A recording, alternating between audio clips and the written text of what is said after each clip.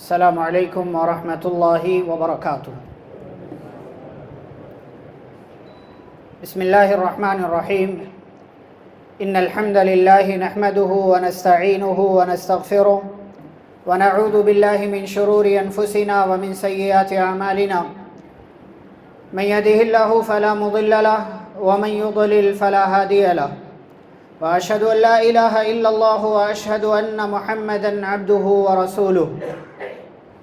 يا أيها الذين آمنوا اتقوا الله حق تقاته ولا تموتن إلا وأنتم مسلمون.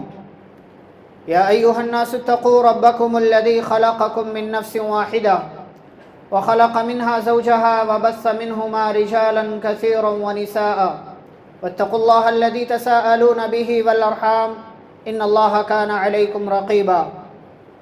يا أيها الذين آمنوا اتقوا الله وقولوا قولا سديدا يصلح لكم أعمالكم ويغفر لكم ذنوبكم ومن يطع الله ورسوله فقد فاز فوزا عظيما. أما بعد فإن خير الحديث كتاب الله وخير الهدي هدي محمد صلى الله عليه وسلم وشر الأمور محدثاتها وكل محدثة بدعة وكل بدعة ضلالة وكل ضلالة في النار. أعوذ بالله من الشيطان الرجيم. بسم الله الرحمن الرحيم. إذا جاء نصر الله والفتح ورأيت الناس يدخلون في دين الله أفواجا فسبح بحمد ربك واستغفره إنه كان توابا. رب اشرح لي صدري ويسر لي أمري واحلل عقدة من لساني يفقهوا قولي. رب زدني علما. اللهم صل على محمد وعلى آل محمد كما صليت على إبراهيم وعلى آل إبراهيم إنك حميد مجيد. اللهم بارك على محمد وعلى آل محمد كما باركت على إبراهيم وعلى آل إبراهيم إنك حميد مجيد. معزز صدر اجلاس، محترم علماء کرام، ذمہ داران مسجد، ذمہ داران جماعت و جمعیت، معزز حاضرین گرامی، بزرگوں، نوجوانوں، عزیز بچوں اور پردہ نشین خواتین اسلام، خطبہ مسنونہ کے بعد قرآن مجید کی سورہ کے اعتبار سے نازل ہونے والی سب سے آخری سورہ آپ کے سامنے پڑھی گئی ہے، جسے سورۃ النصر کہا جاتا ہے۔ یہ وہ سورہ ہے جو پیارے نبی صلی اللہ علیہ وسلم کے اوپر حج کے دنوں میں ایام تشریق کے درمیان نازل ہوئی تھی۔ اس سورہ کے اندر پیارے نبی صلی اللہ علیہ وسلم کی وفات کا تذکرہ ہے۔ اس سورہ کے اندر رسول اکرم صلی اللہ علیہ وسلم کی حیات طیبہ کے آخری لمحات کا اللہ رب العالمین نے تذکرہ کیا ہے اور اشارہ دیا، اور یہی وہ سورہ ہے جس سورہ کے نازل ہونے کے بعد بعض صحابہ نے یہ سمجھ لیا کہ اب پیارے نبی صلی اللہ علیہ وسلم ہمارے درمیان سے اس دنیا سے جانے والے ہیں۔ اللہ رب العالمین نے اس سورہ کے اندر میسج دیا اور پیغام یہی دیا کہ دین مکمل ہو چکا ہے، دین کامل ہو چکا ہے، دین اب اس کے اندر کسی چیز کی مزید کسی اضافے کی گنجائش نہیں ہے۔ اور اس سے پہلے وہ مشہور آیت کریمہ پیارے نبی صلی اللہ علیہ وسلم پر نازل ہو چکی تھی، الیوم اکملت لکم دینکم واتممت علیکم نعمتی ورضیت لکم الاسلام دینا، کہ آج کے دن میں نے آپ کے اوپر تمہارے دین کو مکمل کر دیا ہے، تم پر اپنی نعمت پوری کر دی ہے، اور اسلام کو دین کی حیثیت سے تمہارے لیے پسند کر لیا ہے۔ رسول اکرم صلی اللہ علیہ وسلم اس دنیا میں اللہ کی جانب سے رسول اور پیغمبر بنا کر کے بھیجے گئے، اور ہمارا یہ عقیدہ ہے کہ پیارے رسول صلی اللہ علیہ وسلم نبیوں کے، رسولوں کے سلسلے کی آخری کڑی کے طور پر بھیجے گئے۔ آپ خاتم الانبیاء ہیں، خاتم الرسل ہیں، اب آپ کے بعد کوئی اور نبی، کوئی اور رسول آنے والا نہیں ہے۔ جو بھی نبوت کا دعویٰ کرے گا وہ جھوٹا ہے، وہ کذاب ہے، وہ لعنتی ہے، اور رسول اکرم صلی اللہ علیہ وسلم کے فرمان کے مطابق ایسا بندہ اسلام سے خارج ہے، چاہے جائے کہ وہ نبی یا رسول ہو۔ اللہ رب العالمین نے پیارے نبی صلی اللہ علیہ وسلم کو نبوت و رسالت عطا کی جب آپ کی عمر مبارک 40 سال کی تھی.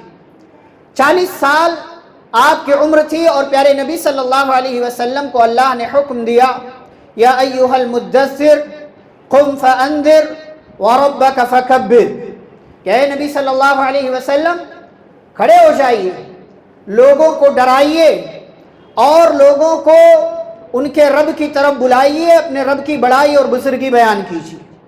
پیارے نبی صلی اللہ علیہ وسلم پر دعوت و تبلیغ اللہ رب العالمین نے فرض کر دیا اور آپ صلی اللہ علیہ وسلم اسی دن سے اس مشن کو پورا کرنے کے لیے لگ گئے. پوری محنت، پوری جد و جہد، پوری طاقت و قوت کے ذریعے آپ صلی اللہ علیہ وسلم نے اس مشن کو مکمل کرنے کی کوشش کی اور اس میں کامیاب بھی رہے. اللہ رب العالمین نے کہا فَبِمَا رَحْمَةٍ مِّنَ اللَّهِ لِنْتَ لَهُمْ، اللہ کی رحمت کی وجہ سے آپ ان کے لیے نرم ہیں، آپ ان سے محبت سے پیش آتے ہیں، اسی لیے آپ کے قریب آتے ہیں. وَلَوْ كُنْتَ فَضًّا غَلِيظَ الْقَلْبِ لَانفَضُّوا مِنْ حَوْلِكَ، اگر آپ سخت ہوتے، آپ کے مزاج میں سختی ہوتی، آپ لوگوں سے محبت سے بات نہیں کرتے، لَانفَضُّوا مِنْ حَوْلِكَ، تو یہ سارے لوگ آپ سے دور چلے جاتے، کوئی آپ کے قریب نہیں آتا.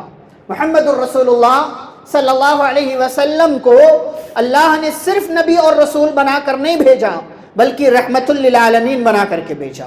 اور کائنات اس بات کی گواہی دیتی ہے کہ اس دنیا کے اندر آنے والے جتنے بڑے بڑے لیڈران ہیں، جتنے ذمہ دار انسان ہیں، ان تمام لیڈروں میں، ان تمام ذمہ داروں اور قائدوں میں محمد الرسول اللہ صلی اللہ علیہ وسلم سے بڑھ کر آپ سے زیادہ کامیاب انسان کسی نے، کائنات نے، پوری دنیا کے لوگوں نے نہیں دیکھا.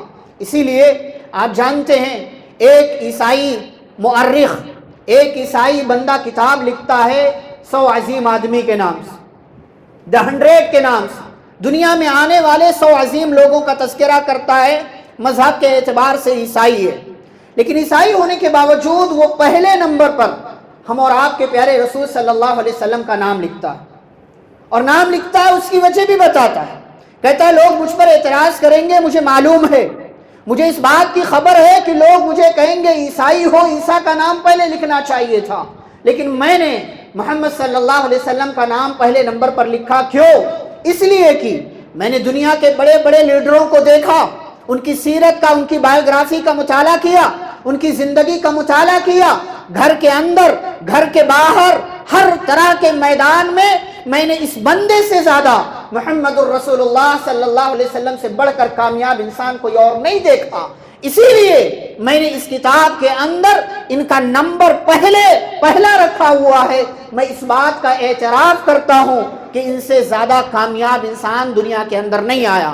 اور آپ جانتے ہیں کامیابی کا ثبوت دیکھنا ہے. پیارے نبی صلی اللہ علیہ وسلم نے دعوت کا آغاز کیا. کتنے لوگ تھے آپ کے ساتھ؟ کتنے لوگ تھے؟ شروع میں کتنے لوگوں نے آپ کی بات مانی؟ صرف 4 لوگوں نے. آپ کے گھر والی، آپ کی اپنی بیوی اما خدیجہ رضی اللہ عنہ، آپ کے اپنے غلام زید بن حارثہ رضی اللہ عنہ، آپ کے اپنے چچا زاد بھائی جن کی کفالت آپ خود کر رہے تھے حضرت علی رضی اللہ تعالیٰ، اور آپ کے اپنے ساتھی، اپنے دوست حضرت ابو بکر صدیق رضی اللہ تعالیٰ. ان 4 لوگوں نے صرف آپ کی بات مانی. اور رفتہ رفتہ رفتہ رفتہ دعوت و تبلیغ کے راستے میں جب آپ صلی اللہ علیہ وسلم نکلے، یہ تعداد 4 سے آگے بڑھی. جب پہلی ہجرت حبشہ ہوئی تو قریب 100 یا اس کے آس پاس لوگ حبشہ کی جانب ہجرت کر کے پہنچے. مدینہ میں آپ صلی اللہ علیہ وسلم اور آپ کے صحابہ ہجرت کر کے جب پہنچے، یہ تعداد رفتہ رفتہ رفتہ بڑھتی رہی. اور آپ جانتے ہیں پیارے نبی صلی اللہ علیہ وسلم نے اپنی زندگی کا پہلا اور آخری حج جب کیا، آپ کے سامنے عرفات کے میدان میں 1 لاکھ سے زائد صحابہ موجود تھے.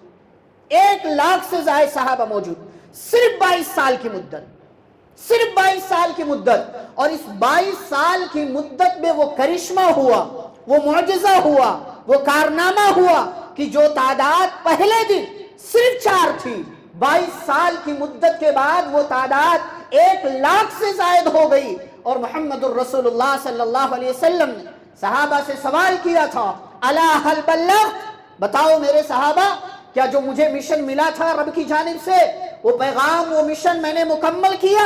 सहाबा ने कहा हाँ आपने मुकम्मल किया। प्यारे नबी सल्लल्लाहु अलैहि वसल्लम ने आसमान की तरफ उंगली उठाई, अल्लाह से कहा अल्लाह तू गवाह रहना, अल्लाहुम्मा फशहद, आज इस मैदान में तेरे ये बंदे मेरे सहाबा गवाही दे रहे हैं कि अल्लाह जो तूने मुझे मिशन दिया था उस मिशन को मैंने मुकम्मल किया। और इस मिशन की तकमील के दौरान अल्लाह ने अपने प्यारे नबी सल्लल्लाहु अलैहि वसल्लम की हिफाजत की। इसीलिए क्या कहा था, या अय्युहर रसूल बल्लिग मा उनज़िला इलैका मिन रब्बिक व इन लम तफ़अल फमा बल्लग़त रिसालतह वल्लाहु यअसिमुका मिनन नास इन्नल्लाहा ला यहदिल कौमल काफिरीन। कहा ऐ रसूल सल्लल्लाहु अलैहि वसल्लम, जो आपकी जानिब आपके रब की तरफ से नाजिल हुआ है उसकी तबलीग कीजिए। पता क्या चला, तबलीग किसकी करनी है? जो आसमान से अल्लाह ने नाजिल किया है कुरान और हदीस, तबलीग इसी चीज की होगी। और फरमाया व इन लम तफ़अल, अगर आपने ऐसा नहीं किया फमा बल्लग़त रिसालता, गोया कि आपने अपने रसूल होने का हक अदा नहीं किया। और अगर आपको लोगों का डर है कि लोग मारेंगे, लोग सताएंगे, लोग परेशान करेंगे, वल्लाहु यासिमुका मिनन नास, अल्लाह आपकी हिफाजत करेगा, आपका प्रोटेक्शन करेगा। और जानते अल्लाह ने हिफाजत की किस किस तरीके से? अल्लाह ने हिफाजत, अल्लाह ने अपना वादा पूरा किया। मुहम्मदुर रसूलुल्लाह सल्लल्लाहु अलैहि वसल्लम ने तबलीग का मिशन मुकम्मल तौर से उसका हक अदा किया, अल्लाह की बातें उसके बंदों तक पहुंचा दी। आप सल्लल्लाहु अलैहि वसल्लम की उम्र मुबारक 63 साल को पहुंची। अपनी जिंदगी का पहला और आखिरी हज आप सल्लल्लाहु अलैहि वसल्लम ने किया सन 10 हिजरी में। हज किस महीने में होता है? ज़िलहिज्जा के महीने, इसीलिए उसको हज वाला महीना, हज ज़िलहिज्जा का मतलब हज वाला, यानी हज वाला महीना। आप सल्लल्लाहु अलैहि वसल्लम ने हज किया। 8 मिना में रहे, 9 मुज़दलिफ़ा और अरफात में रहे, फिर उसके बाद 10, 11, 12, 13 तारीख आप सल्लल्लाहु अलैहि वसल्लम ने हज के अरकान, वाजिबात, मुस्तहब्बात सब अदा किए और आप सल्लल्लाहु अलैहि वसल्लम उसके बाद मदीना वापस आए। आप जानते हैं हज की अदायगी से पहले ऐसे आसार दिखाई दे रहे थे कि अब मोहम्मद सल्लल्लाहु अलैहि वसल्लम इस दुनिया से जाने वाले हैं, अब आपके दुनिया में आने का मकसद पूरा हो गया। इसीलिए हज से पहले सन 10 हिजरी में प्यारे नबी सल्लल्लाहु अलैहि वसल्लम ने हज़रत मुआज़ बिन जबल रज़ियल्लाहु ताला अन्हु को यमन का गवर्नर बना करके भेजा। तो कहा मुआज़ जा रहे हो, आइंदा साल हो सकता है मेरी और तुम्हारी मुलाकात ना हो सकता है, आइंदा साल जब आओ तो मेरी और तुम्हारी मुलाकात ना हो और तुम मेरी कब्र के और मेरी मस्जिद के पास से गुजरो और जाओ यमन के अंदर जाओ, लोगों को अल्लाह के रास्ते की तरफ बुलाना, तौहीद की तरफ बुलाना, नमाज और रोजे की तरफ बुलाना, उन्हें अल्लाह रब्बुल आलमीन के दीन की तरफ बुलाना। ऐसे आसार जाहिर हो रहे थे कि मोहम्मद सल्लल्लाहु अलैहि वसल्लम के इस दुनिया से जाने का वक्त करीब आ गया है। और जब आप सल्लल्लाहु अलैहि वसल्लम ने अपनी ज़िंदगी का आखिरी रमज़ान गुजारा, उससे पहले आप 10 दिन एतिकाफ किया करते थे, आखिरी साल आपने 20 दिन एतिकाफ किया। इससे पहले के रमज़ान में मुकम्मल एक बार कुरान का दौर करवाया करते थे हज़रत जिब्रील अलैहिस्सलातु वस्सलाम। इस आखिरी रमज़ान 2 बार दौर करवाया। और इसी तरीके से आप सल्लल्लाहु अलैहि वसल्लम ने और दीगर ऐसी आपकी तरफ से निशानियां जाहिर हुई, जैसे आप शुहदाए उहुद के, जहां उहुद के अंदर शहीद होने वाले, जंगे उहुद में शहीद होने वाले सहाबा मदफून हैं, वहां आप सल्लल्लाहु अलैहि वसल्लम उहुद के दामन में तशरीफ ले गए। उहुद के शहीदों के लिए आप सल्लल्लाहु अलैहि वसल्लम ने दुआएं की और आप सल्लल्लाहु अलैहि वसल्लम ने ऐसे आसार अपने हज के अंदर जाहिर किए थे। अरफात के मैदान में आप खड़े थे, आपने लोगों से कहा, लोगों मुझसे हज का तरीका सीख लो, शायद आइंदा साल मेरी और तुम्हारी मुलाकात न हो, शायद आइंदा साल में तुम्हारे दरमियान न रहूं। ये सारी बातें मुहम्मदुर रसूलुल्लाह सल्लल्लाहु अलैहि वसल्लम की जानिब से निशानियों के तौर पर जाहिर हुई। ऐसे ही मेरे भाइयों, एक बंदा जब दुनिया से जाने वाला होता है, कुछ निशानियां जाहिर होती हैं, उसे मालूम हो जाता है, उसे लग जाता है, उसे ये महसूस होने लगता है मैं दुनिया से जाने वाला हूं, मेरी दुनिया से जाने का वक्त करीब आ रहा है।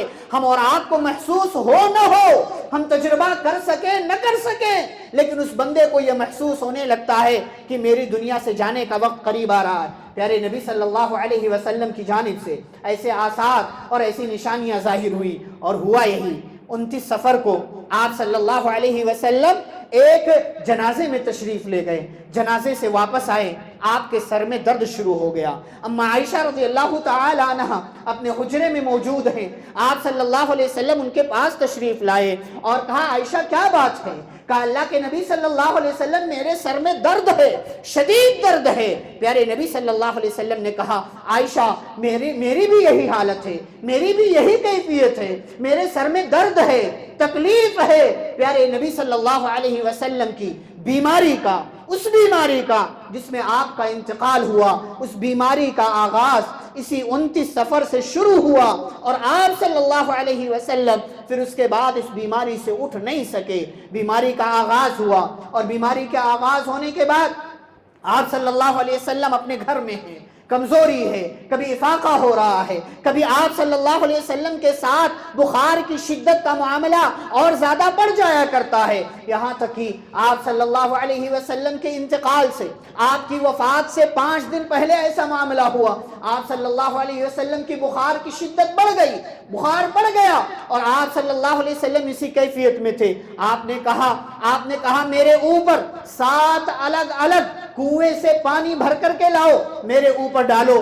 7 الگ الگ کنووں کا پانی لایا گیا، آپ صلی اللہ علیہ وسلم کے اوپر ڈالا گیا اور آپ صلی اللہ علیہ وسلم نے ان 7 مشکیزوں کا پانی جب آپ کے اوپر ڈالا گیا، آپ نے کہا بس کرو بس کرو۔ آپ صلی اللہ علیہ وسلم نے اپنی طبیعت میں بہتری محسوس کی اور بہتری محسوس کرنے کے بعد آپ صلی اللہ علیہ وسلم مسجد نبوی میں تشریف لائے، مسجد نبوی میں صحابہ کے درمیان بیٹھے۔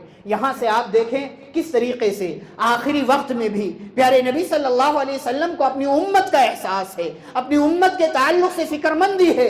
صحابہ کے درمیان بیٹھے اور بیٹھنے کے بعد آپ نے فرمایا لعن اللہ الیہود والنصارى اتخذوا قبور انبیائہم مساجدا، کہ اللہ کی لعنت ہو یہودیوں پر، اللہ کی لعنت ہو عیسائیوں پر، ان لوگوں نے اپنے نبیوں کی قبروں کو سجدہ گاہ بنا لیا، نبیوں کو سجدہ کرنے لگے، نبیوں کی قبروں پر جا کر کے ماتھا ٹیکنے لگے۔ اللہ سجدے کا مستحق تھا، اللہ کو چھوڑ کر کے اللہ کے بندوں نبیوں ولیوں کو سجدہ کرنے لگے، ایسے لوگوں پر اللہ کی لعنت ہو۔ دراصل آپ صلی اللہ علیہ وسلم اپنی امت کو آگاہ کر رہے تھے یہودیوں کے راستے پر نہ جانا، عیسائیوں کے راستے پر نہ جانا، کسی بھی قبر پر سجدہ نہیں کرنا، انبیاء اولیاء بزرگوں کی قبروں کو سجدہ گاہ نہ بنانا، اس لیے کہ جو قبروں کا سجدہ کرے وہ مشرک ہو جاتا ہے، جو قبروں کا سجدہ کرے اس پر اللہ رب العالمین کی طرف سے لعنت ہوتی ہے۔ ایسے ہی آپ صلی اللہ علیہ وسلم نے اللہ تعالیٰ سے اسی حال میں یہ دعا کیا، فرمایا اے اللہ میری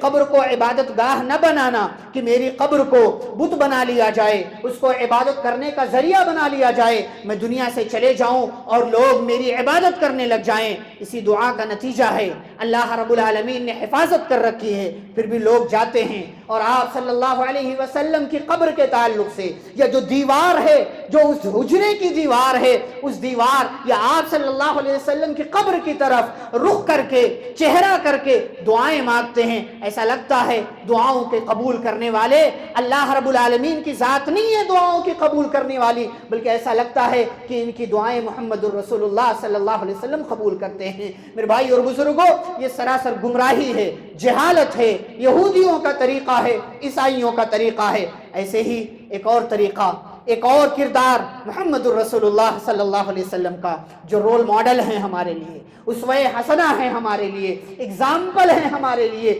مثال ہے ہمارے لیے۔ محمد الرسول اللہ صلی اللہ علیہ وسلم صحابہ کے درمیان بیٹھے ہیں، کہاں سے لاؤ گے یہ کردار، کہاں سے لاؤ گے یہ رویہ، کہاں سے لاؤ گے یہ جذبات؟ محمد الرسول اللہ صلی اللہ علیہ وسلم صحابہ کے درمیان اپنے آپ کو قصاص کے لیے پیش کرتے ہیں۔ کہا لوگوں، کسی کو مارا ہو آئے بدلہ دینے کے لیے تیار ہوں، کسی کو کچھ کہا ہو آئے میں حاضر ہوں مجھ سے بدلہ لے لے، کہا میں اپنے آپ کو پیش کرتا ہوں قصاص کے لیے، آؤ کسی کا دل دکھایا ہو، کسی پر ظلم کیا ہو، کسی کا مال لیا ہو، کسی کو تکلیف دی ہو، میں حاضر ہوں مجھ سے بدلہ لے لو، اس لیے کہ قیامت کے دن بدلہ دینے سے مجھے خوف آتا ہے، مجھے ڈر آتا ہے۔ یہ کردار ہونا چاہیے میرے بھائی اور بزرگوں ہم اور آپ کا، اپنی دنیا سے، اس دنیا کی زندگی کے خاتمے سے پہلے کسی کا دل دکھایا ہو معافی مانگ لو. آپ نے آپ کا دل کسی نے دکھایا ہو آپ اس کو معاف کر دو. یہ رویہ، یہ طریقہ، یہ کردار ہم اور آپ کے پیارے نبی صلی اللہ علیہ وسلم کا ہے. ایسے ہی میرے بھائی اور بزرگوں، ظہر کی نماز کا وقت ہوا، آپ صلی اللہ علیہ وسلم بیمار ممبر پر حاضر ہوئے اور آپ صلی اللہ علیہ وسلم کے یہاں اس وقت 3 درہم کسی نے کہا کہ اللہ کے نبی آپ کے ذمے میرا 3 درہم باقی ہے. آپ صلی اللہ علیہ وسلم نے کہا ادا کر دو. ادا کر دیا گیا.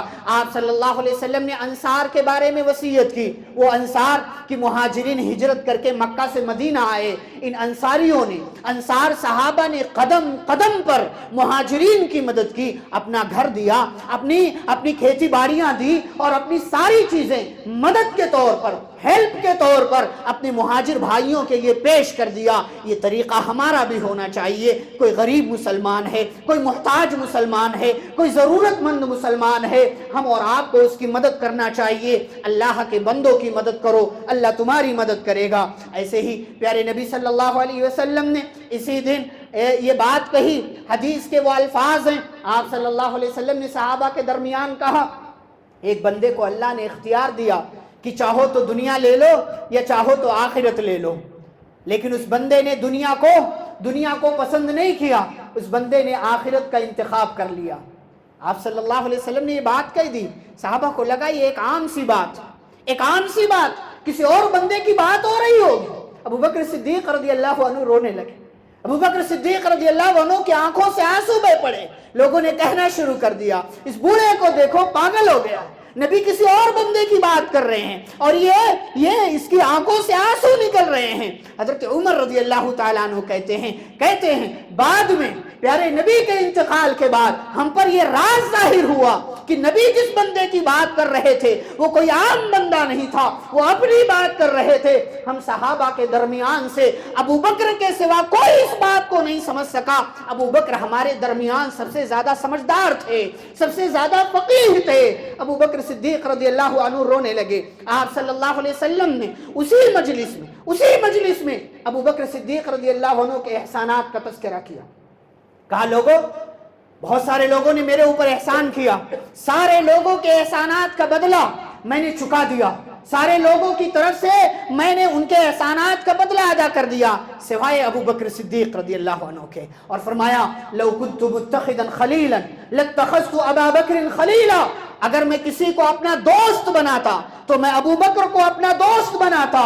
لیکن پیارے نبی صلی اللہ علیہ وسلم نے اسی موقع سے یہ جملہ بھی ارشاد فرمایا سدوا عنی کل خوخۃ الا خوخۃ ابی بکر. فرمایا مسجد نبی میں جتنے دروازے کھلتے ہیں سارے دروازوں کو بند کر دیا جائے. جتنی کھڑکیاں مسجد نبوی کے اندر اوپن ہوتی ہیں ساری کھڑکیوں سارے دروازوں کو بند کر دیا جائے سوائے ابو بکر صدیق رضی اللہ عنہ کے دروازے کے. یہ شرف، یہ مقام نبی کی زبان سے ابو بکر صدیق رضی اللہ عنہ کو ملتا ہے. اشارہ اس بات کی طرف تھا میرے بعد میرے مصلی پر، میرے بعد میرے ممبر پر کھڑا اگر کوئی ہوگا وہ ابو بکر صدیق رضی اللہ تعالیٰ عنہ ہوں گے. اور آپ دیکھیں مسجد نبوی میں جب جائیں یہ قبلے والی دیوار ہے. ادھر سے جب آپ انٹر کریں گے وہاں خوخۃ ابی بکر لکھا ہوا آپ کو مل جائے گا. ادھر اما عائشہ رضی اللہ عنہا کا حجرہ جہاں آپ صلی اللہ علیہ وسلم آرام فرما ہے، جہاں آپ صلی اللہ علیہ وسلم کی قبر ہے، یہ قبلے کی دیوار ہے. اور ادھر سے باب السلام کی طرف سے جب آپ انٹر کریں گے خوخۃ ابی بکر لکھا ہوا. ادھر ابو بکر رضی اللہ عنہ کا گھر تھا، ادھر اما عائشہ رضی اللہ عنہا کا حجرہ تھا. ادھر سے ابو بکر داخل ہوتے، ادھر سے پیارے نبی صلی اللہ علیہ وسلم داخل، اور دیگر دروازے، دیگر لوگوں کی کھڑکیاں مسجد نبی میں کھلا کرتی تھی. آپ صلی اللہ علیہ وسلم نے سب کو بند کرنے کا حکم دیا. کہا لیکن ابو بکر کے گھر کا دروازہ مسجد نبوی کے لیے کھلا رہے گا. یہ اشارہ تھا میرے بعد خلیفہ میرا کوئی ہوگا وہ ابو بکر صدیق رضی اللہ تعالیٰ عنہ ہیں. یہ ساری باتیں وفات سے 5 روز قبل کی ہیں، وفات سے 5 دن پہلے کی ہیں، وفات سے 4 دن پہلے. اور یہ دن تھا بدھ کا، چہارشنبے کا دن تھا. پیارے نبی صلی اللہ علیہ وسلم نے یہ ساری باتیں ارشاد فرمائیں. وفات سے 4 دن پہلے جب جمعرات کا دن آیا جب جمعرات کا دن آیا آپ صلی اللہ علیہ وسلم کے آس پاس صحابہ موجود تھے. آپ نے کہا لاؤ میں ایک تحریر لکھ دوں, لاؤ میں تم کو لکھ دوں, کچھ باتیں بتا دوں, ان باتوں کو اپنے درمیان محفوظ رکھنا, گمراہ نہیں ہوگے. صحابہ جو آپس میں بات چیت کرنے لگے کہ آپ صلی اللہ علیہ وسلم کو لکھنے کے لیے کچھ دیا جائے یا نہ دیا جائے. اختلاف ہو گیا. عمر رضی اللہ تعالیٰ عنہ کا کہنا تھا کہ نہیں دیا جائے, اس لیے کہ نبی تکلیف میں ہے, نبی پریشانی میں ہے, نبی صلی اللہ علیہ وسلم کے اوپر ابھی اس طریقے کی بیماری کا اثر ہے, لہٰذا آپ کو تکلیف نہیں دی جانی چاہیے. بہرحال آپ صلی اللہ علیہ وسلم کے حکم کے بعد صحابہ کے درمیان جب چبی گوئیاں شروع ہوئی, بات چیت شروع ہوئی, یہاں تک کہ اختلاف بڑھ گیا, شور و غل ہوا, آوازیں بلند ہونے لگی. آپ صلی اللہ علیہ وسلم نے کہا چلے جاؤ یہاں سے چلے جاؤ, میں تم لوگوں کو اب لکھ کر کے نہیں دیتا. اس کے بعد آپ صلی اللہ علیہ وسلم نے 3 باتوں کی وصیت کی, 3 باتوں کی وصیت کی. پہلی بات یہ کہ یہود و نصارہ اور مشرکین کو جزیرۃ العرب سے, یہاں اس علاقے سے نکال دینا, یہ سارے لوگ یہاں رہنے نہ پائیں. دوسری بات فرمایا اگر باہر کے لوگ مدینہ میں آئیں ان کا ویسے ہی استقبال کرنا جیسے میں اپنی زندگی میں استقبال کیا کرتا تھا.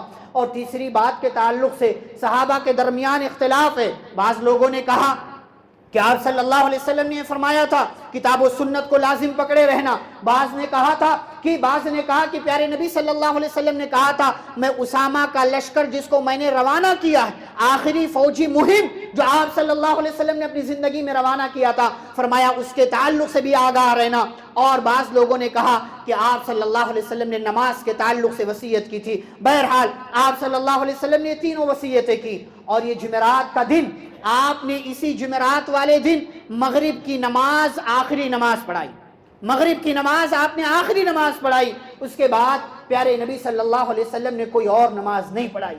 یہ آخری نماز تھی کہ جو آپ صلی اللہ علیہ وسلم کی امامت میں صحابہ نے ادا کیا. اور اس کے بعد عشاء کی نماز سے لے کر کے منڈے یعنی پیر کے دن فجر کی نماز تک کل 17 وقت کی نمازیں حضرت ابو بکر صدیق رضی اللہ تعالیٰ عنہ نے پڑھائیں. آپ صلی اللہ علیہ وسلم نے حکم دیا, عشاء کا وقت ہوا, لوگ انتظار کر رہے ہیں, اب نبی آئیں گے, اب نبی آئیں گے, اب آئیں گے, اب ہمیں نماز پڑھائیں گے. لیکن نبی کی تکلیف بہت بڑی ہوئی ہے, نبی کی بیماری میں شدت کا اضافہ ہوا ہے. آپ صلی اللہ علیہ وسلم نے فرمایا مروا ابا بکر فلیصلی بالناس, جاؤ ابو بکر کو کہو کہ وہ لوگوں کو نماز پڑھائیں. یہ بھی اشارہ تھا میرے بعد اس مصلی پر کوئی کھڑا ہوگا, میری زندگی میں جو کھڑا ہو سکتا ہے اسے میری وفات کے بعد بھی کھڑا ہونے کا حق ہے. آپ صلی اللہ علیہ وسلم نے خلافت کی طرف اشارہ کیا. ام عائشہ رضی اللہ عنہا کہنے لگی اللہ کے رسول کسی اور کو کہہ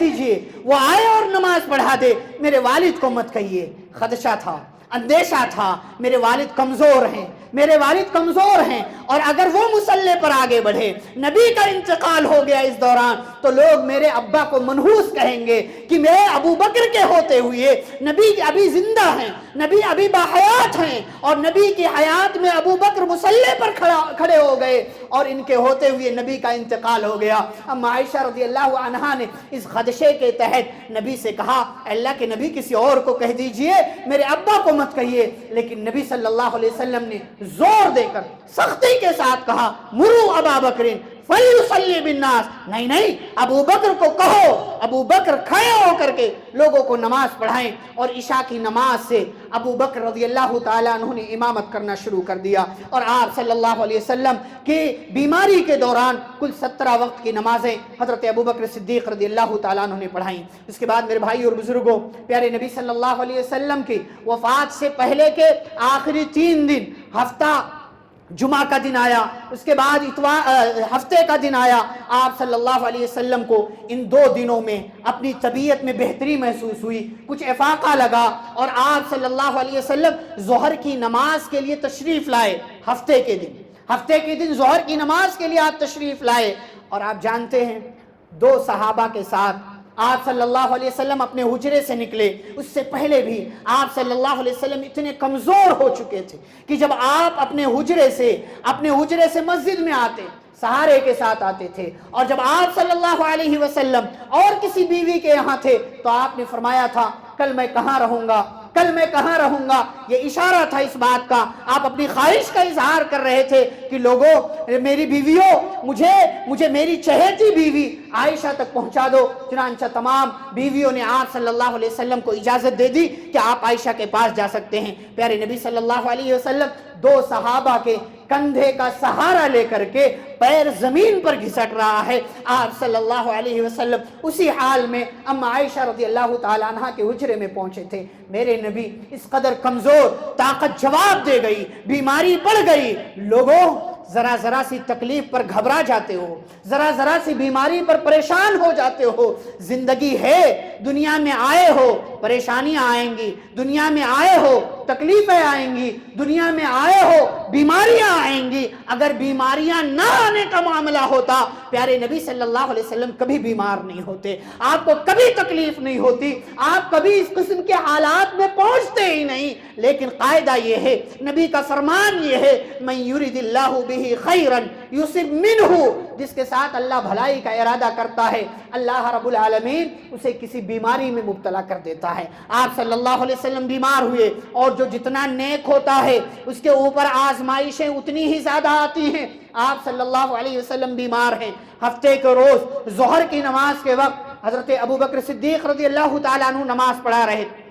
آپ صلی اللہ علیہ وسلم حجرے سے نکلے اور صحابہ کو لگا کہ نبی ہمارے درمیان تشریف لا رہے ہیں۔ پچھلے 2 دن سے نماز نہیں پڑھائی، پچھلے 2 دنوں سے نماز نہیں پڑھائی، 7 وقت کی نمازیں گزر چکی ہیں، نبی کے ہوتے ہوئے نبی کی امامت میں صحابہ نماز ادا نہیں کر سکے۔ اور آج جب ظہر کی نماز کا وقت ہے، ابوبکر صدیق رضی اللہ عنہ مصلی پر کھڑے ہیں، نبی صلی اللہ علیہ وسلم مسجد میں آنا چاہتے ہیں، طبیعت میں بہتری محسوس ہو رہی ہے۔ آپ صلی اللہ علیہ وسلم مسجد میں آئے، صحابہ کو لگا آپ آ رہے ہیں، ابوبکر صدیق رضی اللہ تعالیٰ عنہ کو لگا آپ کی طبیعت بہتر ہو گئی ہے، اور آپ صلی اللہ علیہ وسلم کا اشارہ یا یوں کہہ لیجیے آہٹ محسوس کر کے ابوبکر صدیق رضی اللہ عنہ پیچھے ہٹنے لگے۔ نبی نے اشارہ کیا پیچھے ہٹنے کی ضرورت نہیں ہے۔ اس کے بعد آپ صلی اللہ علیہ وسلم مصلی پر پہنچے اور آپ صلی اللہ علیہ وسلم نے نماز پڑھانا شروع کیا۔ ابوبکر ان کی اقتدا کر رہے تھے اور بقیہ تمام لوگ حضرت ابوبکر رضی اللہ تعالیٰ عنہ کی اقتدا میں نماز ادا کر رہے تھے۔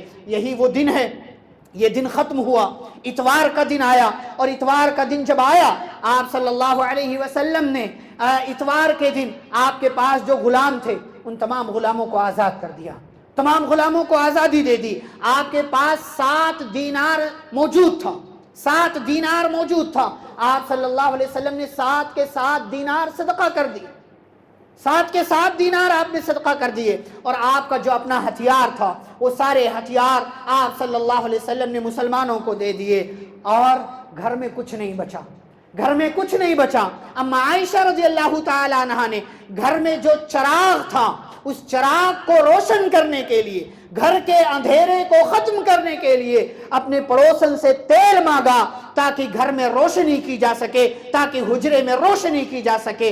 اللہ کے بندے کبھی دنیا کے پیچھے نہیں بھاگتے، اللہ کے بندے کبھی دنیا نہیں مانگتے، اللہ کے بندے کبھی دنیا کی آسائشوں، دنیا کی رنگینیوں کے پیچھے نہیں پڑتے۔ وہ تو آخرت کے لیے اس دنیا میں بھیجے گئے ہیں، اور ان کا ماننا یہ ہے، کیونکہ ان کے رب نے فرمایا وَمَا الْحَيَاةُ الدُّنْيَا إِلَّا مَتَاعُ الْغُرُورِ، دنیا کی زندگی صرف دھوکے کا سامان ہے۔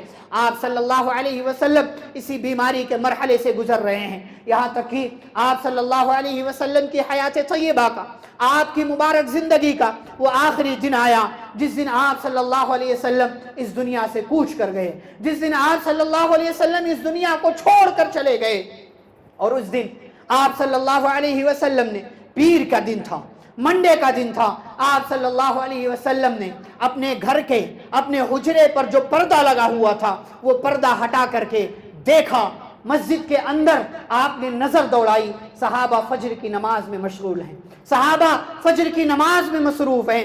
آپ صلی اللہ علیہ وسلم نے پردہ ہٹایا، مسکرا اٹھے، محنت کامیاب ہو گئی، جس کے لیے محنت کی، محنت میں کامیابی ہاتھ لگی، ان کو نماز کی طرف بلا رہا تھا، دیکھا نماز میں مشغول ہے، مسکرا اٹھے۔ کسان محنت کرتا ہے، کھیتی میں اناج ڈالتا ہے، محنت کرتا ہے، پیسے لگاتا ہے، جب غلہ اور اناج اس کی فصلیں لہلانے لگتی ہیں، دیکھتا ہے، مسکرا اٹھتا ہے، رب کا شکر ادا کرتا ہے۔ نبی نے حجرے کا پردہ ہٹایا، دیکھا صحابہ نماز میں مشغول ہیں، اور صحابہ کو نماز میں مشغول دیکھا، مسکرا اٹھے۔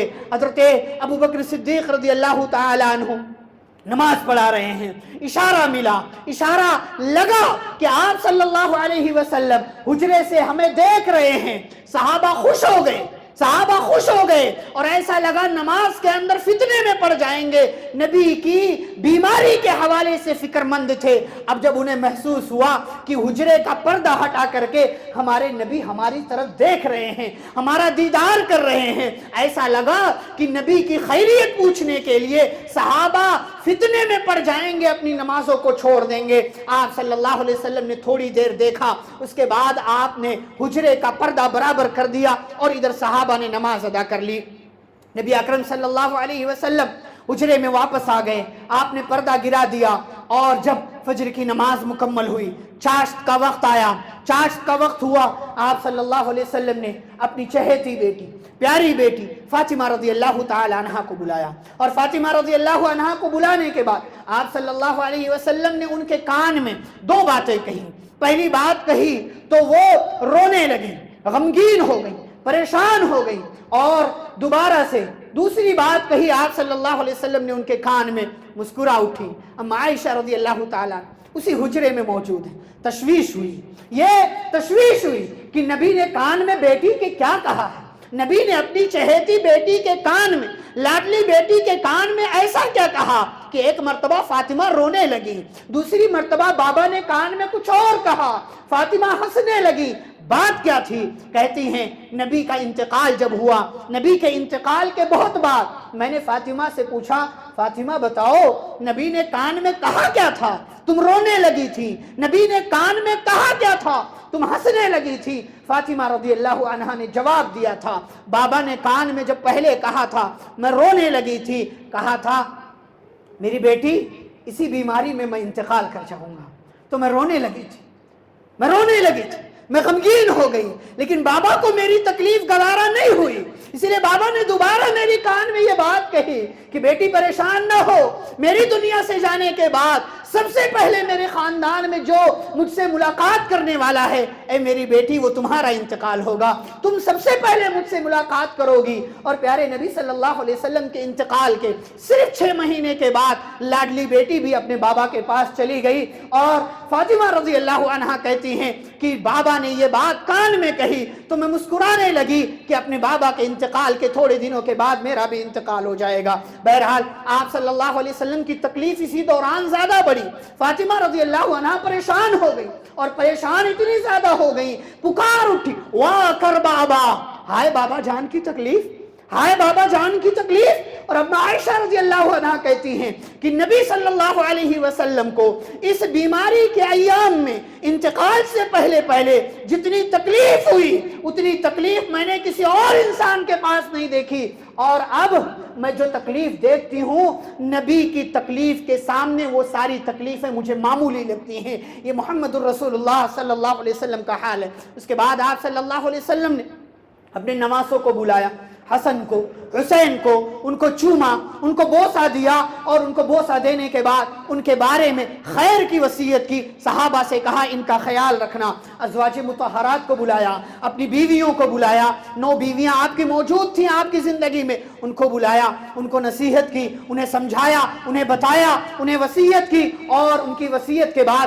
آپ صلی اللہ علیہ وسلم کی بیماری میں مزید اضافہ ہوا، تکلیف مزید بڑھنے لگی، اور اسی دوران آپ صلی اللہ علیہ وسلم نے اما عائشہ رضی اللہ عنہا سے کہا، عائشہ وہ زہر کا اثر آج مجھے محسوس ہو رہا ہے جو جنگ خیبر کے موقع سے اس یہودیہ عورت نے مجھے کھلایا تھا سن 7 ہجری میں، 4 سال گزرنے کے بعد بھی نبی صلی اللہ علیہ وسلم اس بیماری کے ایام میں اس زہر کا اثر محسوس کر رہے تھے، اور یہی وہ مرحلہ تھا۔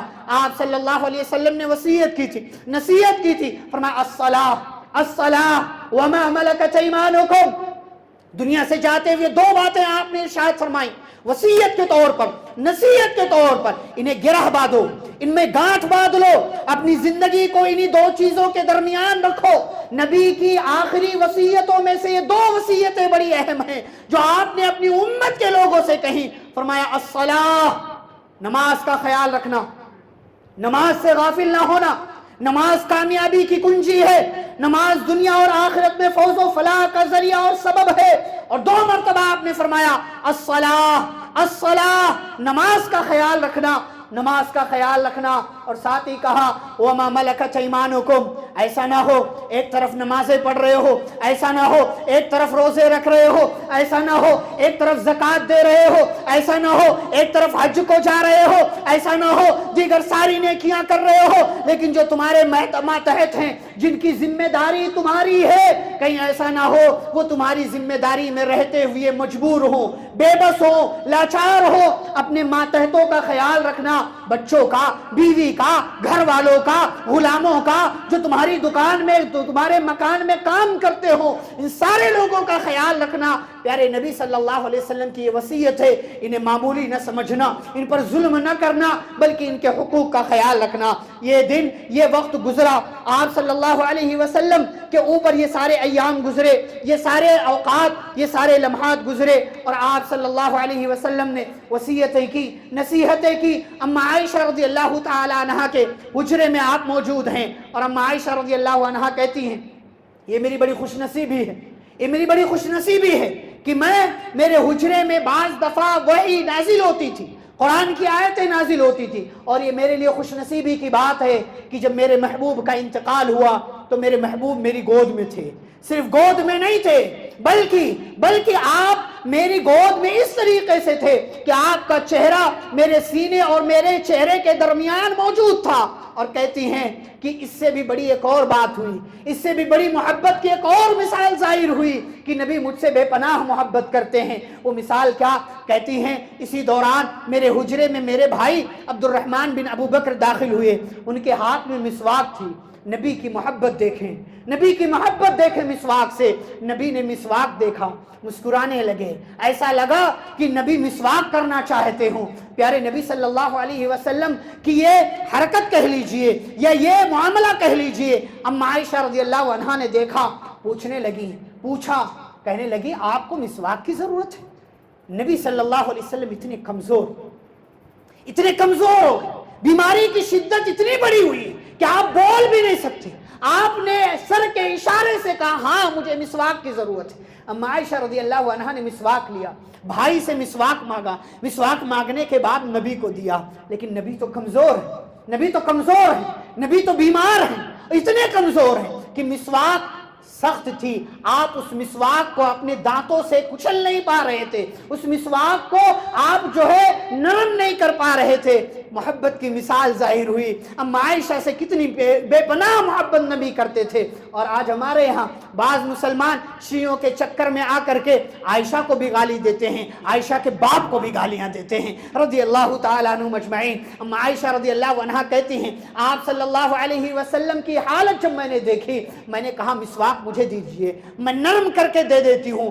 اما عائشہ رضی اللہ عنہا نے مسواک لیا، اپنے منہ میں ڈالا، دانت سے نرم کیا، اما عائشہ کا لعاب مسواک میں لگا، نبی کو مسواک دیا، نبی نے مسواک اپنے منہ میں ڈالا۔ اس طریقے سے آخری لمحات میں بھی چہیتی بیوی کے منہ کا لعاب، اما عائشہ رضی اللہ تعالیٰ عنہ کے منہ کا لعاب پیارے نبی صلی اللہ علیہ وسلم کے لعاب سے مل گیا۔ یہ محبت کا ایک اور نمونہ ہے جو اما عائشہ رضی اللہ تعالیٰ عنہ کے حجرے میں ظاہر ہوا۔ مسواک کے بعد آپ صلی اللہ علیہ وسلم نے اپنا چہرہ وغیرہ جو ہے جو بھی صاف کرنا تھا صاف کیا، اور اس کے بعد آپ صلی اللہ علیہ وسلم نے اپنا ہاتھ یا اپنی انگلی آسمان کی طرف اٹھائی، آپ کی نگاہ چھت کی طرف اٹھی۔ اما عائشہ رضی اللہ تعالی عنہ کی گود میں آپ صلی اللہ علیہ وسلم موجود ہیں، ہونٹوں پر کچھ حرکت ہوئی لیکن آواز نہیں نکلی، آواز اتنی زور کی نہیں تھی کہ اما عائشہ رضی اللہ تعالی عنہ اس کو سن لیتی۔ کہتی میں نے کان لگایا، آپ کی زبان سے یہ الفاظ نکل رہے تھے، مع الذین انعم اللہ علیہم من النبیین والصدیقین والشہداء والصالحین۔ اے اللہ آخری وقت آ گیا ہے، اے اللہ تو میرا بھی نام نبیوں میں لکھ لے، صدیقین میں لکھ لے، ان کے ساتھ مجھے رکھنا کہ جن پر تو نے انعام نازل کیا ہے۔ اور اس کے بعد پیارے نبی صلی اللہ علیہ وسلم نے یہ دعا مانگی، اللہم اغفر لی وارحمنی والحقنی بالرفیق الاعلی، اے اللہ مجھے معاف کر دے۔ اے اللہ، کون کہہ رہا ہے؟ کون کہہ رہا ہے؟ نبیوں کے سردار کون کہہ رہا ہے؟ امام الانبیاء کون کہہ رہے ہیں؟ سارے انسانوں کے سردار کس کی زبان سے الفاظ نکل رہے ہیں؟ اللہ معاف کر دینا جو اللہ کے محبوب ہیں، کس کی زبان سے الفاظ نکل رہے ہیں؟ اللہ میرا نام بھی نبیوں میں لکھ لے جو نبیوں کے سردار ہے، کس کی زبان سے یہ الفاظ نکل رہے ہیں؟ وہ انسان، وہ ہستی، وہ شخصیت کہ کائنات والے نے، کائنات بنانے والے نے جن کو دنیا کے اندر امام الانبیاء کہا، رحمت للعالمین کہا، سید المرسلین کہا، خاتم النبیین کہا، کہ جو جنت کے اندر سب سے پہلے داخل ہوں گے، جنہیں سب سے اعلیٰ مقام ملے گا، جنہیں شفاعت کبریٰ ملے گی، وہ زندگی کے آخری لمحات میں اللہ سے دعا کرتے ہیں، اللہم اغفر لی، اللہ معاف کر دے، اللہ معاف کر دے، وارحمنی، اے اللہ مجھ پر رحم فرما، والحقنی بالرفیق الاعلی، اے اللہ رفیق اعلیٰ سے ملا دے، وہ مقام دے دے جس مقام کا میں مستحق ہوں، اس مقام تک پہنچا دے جہاں تک تو مجھے پہنچانا چاہتا ہے۔ پیارے نبی صلی اللہ علیہ وسلم کی زبان سے الفاظ نکلے، اور اس کے بعد اما عائشہ رضی اللہ تعالیٰ عنہ کہتے ہیں پیارے نبی صلی اللہ علیہ وسلم ان مرحلوں سے گزرے، آپ صلی اللہ علیہ وسلم کی تکلیف میں اضافہ ہوا تھا، اور آپ کی زبان سے جب یہ الفاظ نکلے آپ نے 3 مرتبہ کہا، اللہم بالرفیق الاعلی، اللہم بالرفیق الاعلی، اللہم بالرفیق الاعلی۔ اما عائشہ رضی اللہ عنہ کہتی ہیں اس کے بعد جو آپ کا ہاتھ اوپر اٹھا ہوا تھا وہ ہاتھ جھک گیا، وہ ہاتھ نیچے آ گیا، اور پیارے نبی صلی اللہ علیہ وسلم اس دنیا سے انتقال کر گئے، آپ کا انتقال ہو گیا۔ انا للہ و انا الیہ راجعون۔ لوگوں، اپنے پیاروں کی موت پر افسردہ خاطر ہونا یا اپنے پیاروں کی موت پر نوحہ اور ماتم کرنا یہ شریعت اسلامیہ کی تعلیم کے خلاف ہے۔ دوسری بات، اگر موت نہ آنے کا معاملہ کسی کے ساتھ ہوتا وہ محمد الرسول اللہ صلی اللہ علیہ وسلم کی ذات ہوتی، لیکن قرآن کہتا ہے انک میت وانہم میتون، بے شک آپ کو بھی موت آنے والی ہے اور تمام لوگ موت کے مرحلے سے گزرنے والے ہیں۔ بعض لوگ نہیں مانتے، بعض لوگ نہیں مانتے۔ یہی ماحول مدینہ میں بھی ہوا۔ حضرت انس رضی اللہ تعالیٰ عنہ کہتے ہیں کہ پیارے نبی صلی اللہ علیہ وسلم جس دن ہمارے درمیان تشریف لائے تھے مدینہ میں، اس دن سے زیادہ روشن اور پیارا دن مدینہ والوں کے لیے کوئی اور نہیں تھا، لیکن جس دن پیارے نبی صلی اللہ علیہ وسلم کا انتقال ہوا اس دن سے زیادہ تاریک اور سیاہ دن مدینہ والوں نے نہیں دیکھا، اور یہ واقعی حقیقی بات ہے۔ اور اس کے بعد فاطمہ رضی اللہ تعالیٰ عنہ اتنی پریشان ہوئی، اتنی زیادہ پریشان ہوئی کہ ان کا ایک شعر مشہور ہوا، صبت علی مصائب لو انہا، صبت علی مصائب لو انہا، صبت علی الایام سرنا لیالیا۔ کہنے لگی لوگوں، مجھ پر اتنی بڑی مصیبت آئی ہوئی ہے، مجھے اتنی بڑی تکلیف لاحق ہے کہ اگر یہ مصیبت کسی دن پر ڈال دیا جائے تو وہ دن کی روشنی رات کے اندھیرے اور رات کی تاریکی میں تبدیل ہو جائے۔ اتنی بڑی مصیبت کہ پیارے نبی صلی اللہ علیہ وسلم کا انتقال ہوا، اور وفات رسول پر صحابہ کرام رضی اللہ عنہ مجمعین کا کردار کیا سامنے آیا۔ عمر رضی اللہ عنہ کو آپ جانتے، جلالی انسان تھے۔ خبر ملی پیارے نبی صلی اللہ علیہ وسلم کا انتقال ہو گیا، کہنے لگے جو کہے گا اس کی گردن مار دوں گا، اس کی گردن مار دوں گا۔ نبی کا انتقال نہیں ہوا، بلکہ نبی جیسے موسیٰ علیہ السلام تھوڑے دن کے لیے بنی اسرائیل سے دور ہو کر کے کوہ طور پر گئے تھے، ایسے ہی ہمارے نبی کے ساتھ بھی معاملہ ہوا ہے۔ نبی ہمارے درمیان تشریف لائیں گے، پورا ماحول مدینہ کا بگڑا ہوا تھا۔ ابو بکر صدیق رضی اللہ عنہ کو خبر ملی کہ پیارے رسول انتقال کر گئے، آئے تشریف لائے، نبی کے جسم اطہر سے انہوں نے چادر ہٹائی، چادر ہٹانے کے بعد بوسہ دیا، اور وہی جملہ پڑھا جو جملہ پڑھنے کا حکم دیا گیا ہے، انا للہ و انا الیہ راجعون۔